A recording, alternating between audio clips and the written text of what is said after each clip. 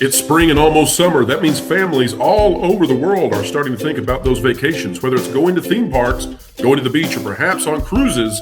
Everybody's wondering, after the world has come out of that period of time when things were really weird, are things back to normal? And what's it like traveling now?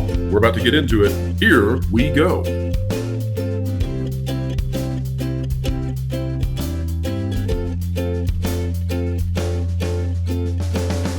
Explaining entertainment, keeping you ahead of the culture curve. That's what we try to do each and every day here on the WDW Pro channel. If you like content like that, consider clicking the like button, share, subscribe, and you can stick it to the algorithms when you click it. We're talking about that notification bell. We are joined today by Jenn the Travel Girl. She is going to assist us as a true expert inside the industry of tourism.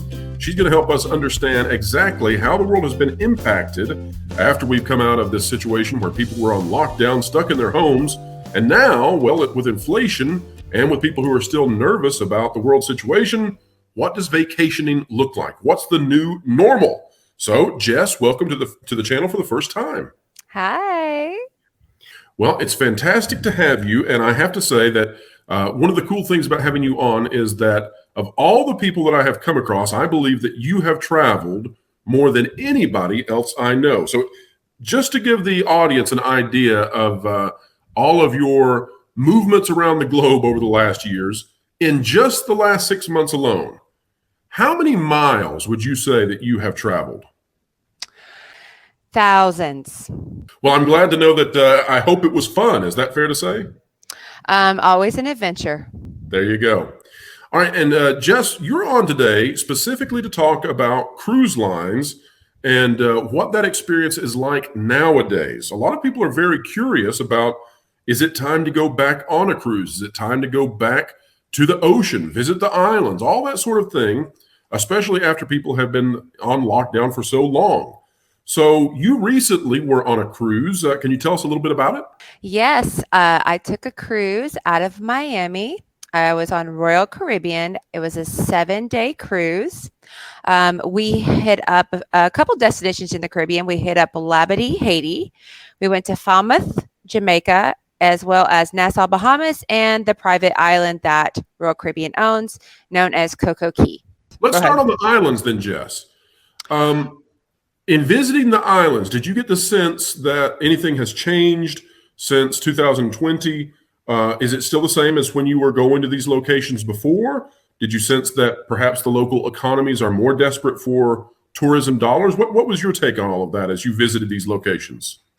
It was wonderfully normal. So it actually didn't feel like there was PTSD going on. I think that there's always been a culture to,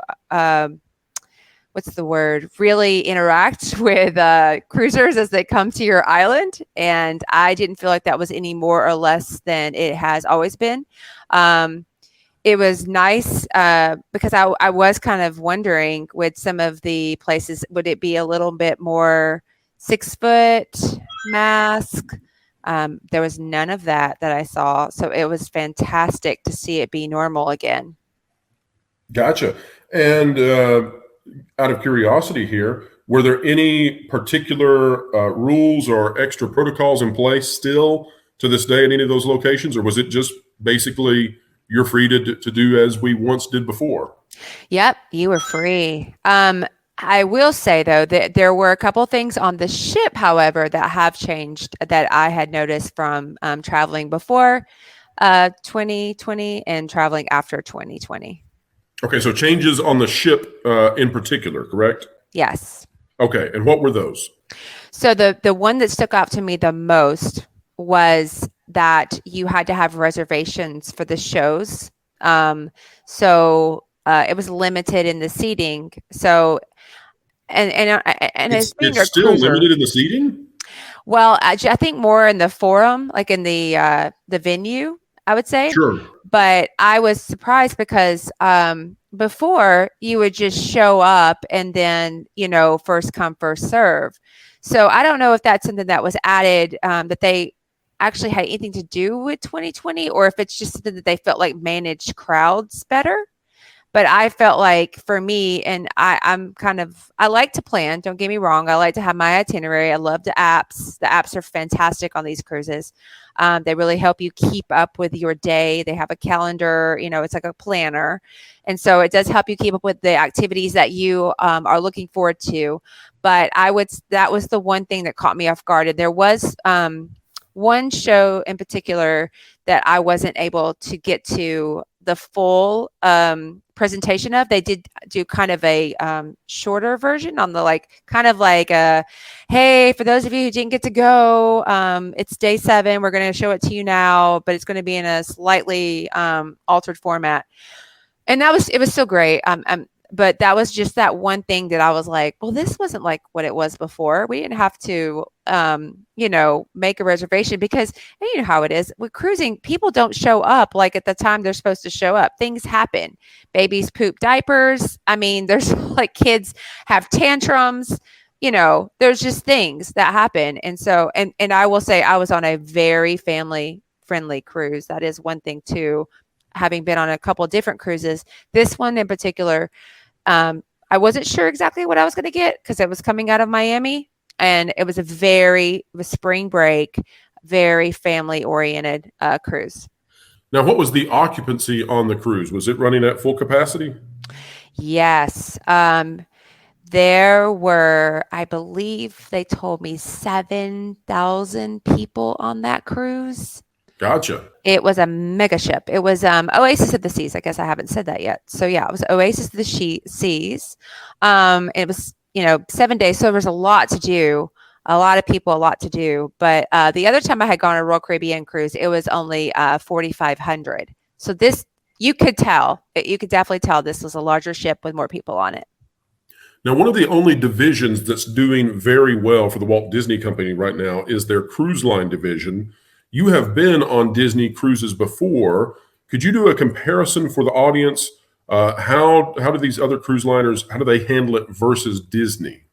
Make sure to catch the Pro Show Thursdays 5 to 7 Eastern Time. Entertainment Explained, The Culture Curve Conquered, live with Pro and all his friends. So Disney definitely does have that special touch. It's things like in the dining room, your waiters, your wait staff, they're going to do magic tricks. They're going to engage with your children. They're going to just make it like anything you want, they're going to do for you. And it felt more, how would I say it? I don't want to say ordinary, but I mean ordinary. Royal Caribbean felt more ordinary, like in the dining experience. If you look online, you'll see that like people rave about the Disney food, the Disney cuisine, the menu, etc. And I felt like honestly, on a Royal Caribbean cruise, I could just as easily go to the buffet and have pretty much the same selection as what I would have in the actual dining room, where you have to like show up, make a reservation. I did the My Time dining, which was not set.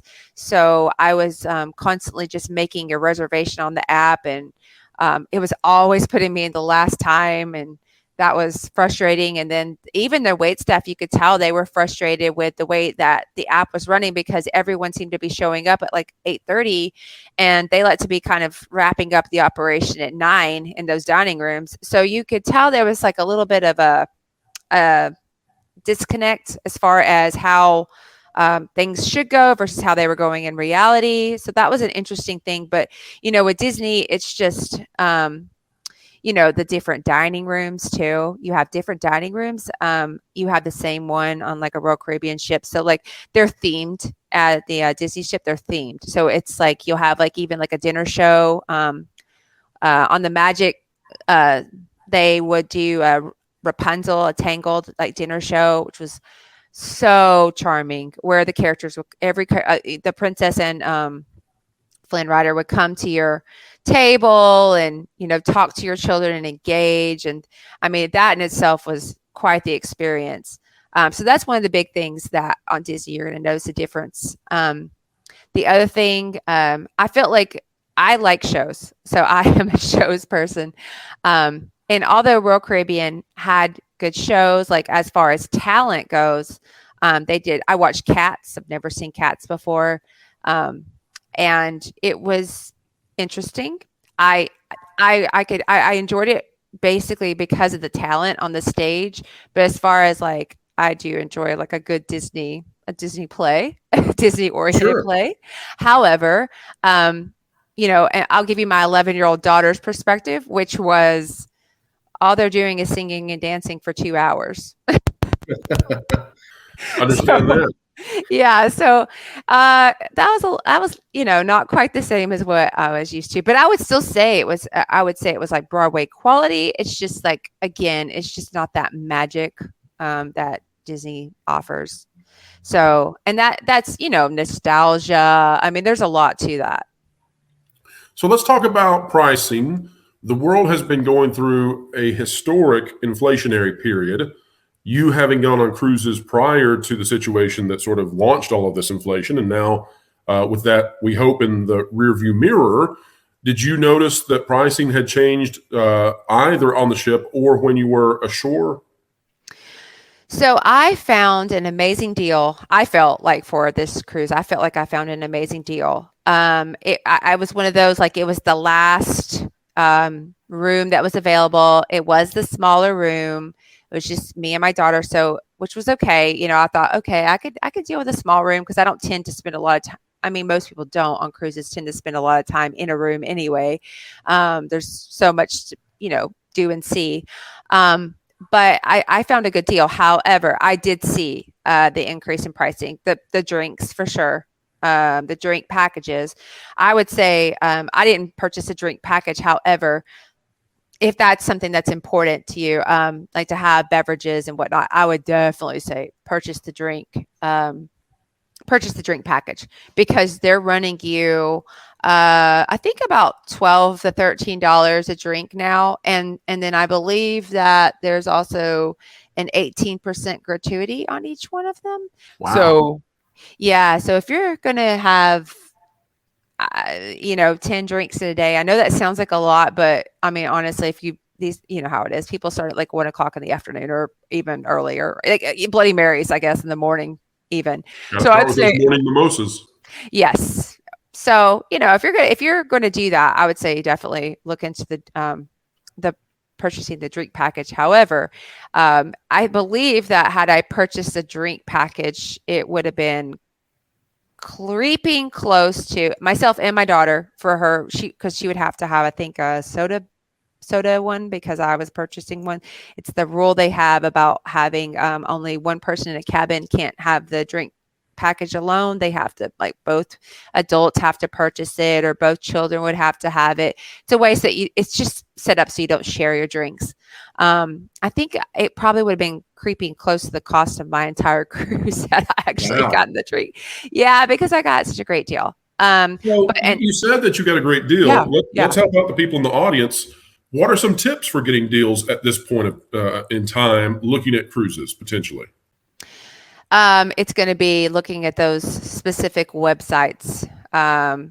You just have to, be diligent. You have to comb through find the deals.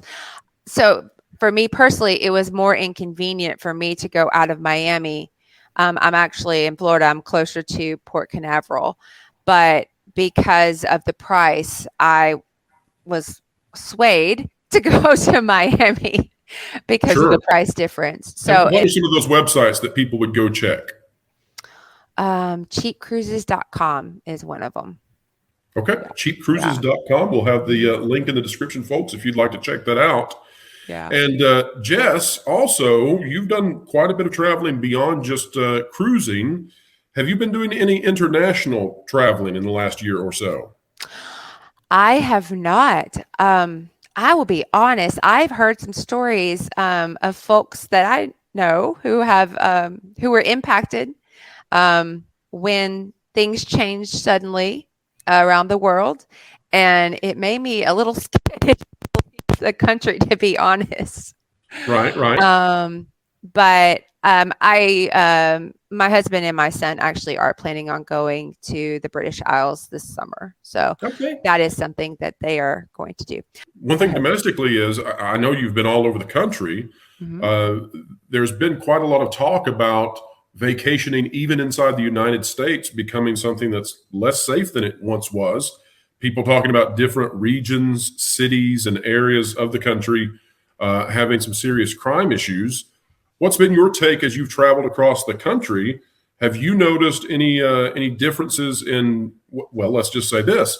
If you travel to, let's say, Texas versus Oregon, are you noticing any sort of cultural differences, any sort of changes that might cause people to rethink some of their travel plans? To be completely honest, with my career, they are my the executives. They keep us in places that are secure. So when I do have to travel for work and go overnight, I'm not in the places where these incidents tend to happen. Except I will say the one place is Times Square. There have been some things that have happened in Times Square in New York City. I myself, I loved New York at one point. I thought it was fantastic. Very excited the first time I ever got to go there. I've been there several times through the years. I've taken my children there. My husband's gone there a few times with me as well. Back before 2020, actually, I was up there for work, and I had the privilege of being not too far from, I was in Manhattan, but I wasn't, in Times Square, but I was close enough to Broadway to walk to a play that was off Broadway. It was Jersey Boys at the time. And I did have a couple of people confront me along the way, people that you would, not really want to engage in a conversation with, but I didn't feel extremely threatened in any way. I just continued to walk, and, they didn't pursue me. But now I'm less likely to do adventuring such as that. Absolutely. Especially alone. Yeah, I was alone when I did that. And my job, they specifically tell us not to be alone. So right. It's really a shame too, because vacationing is all about adventure. I mean, that's the whole reason you do vacation, is adventure and relaxation. So the idea that now parts of the country are becoming such that you cannot go out alone and adventure and explore is really sad.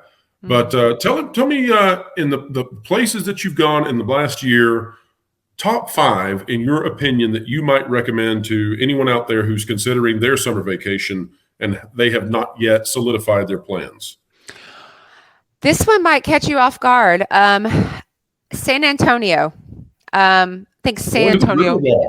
Yeah, it has a lot to offer. The Alamo, super cool.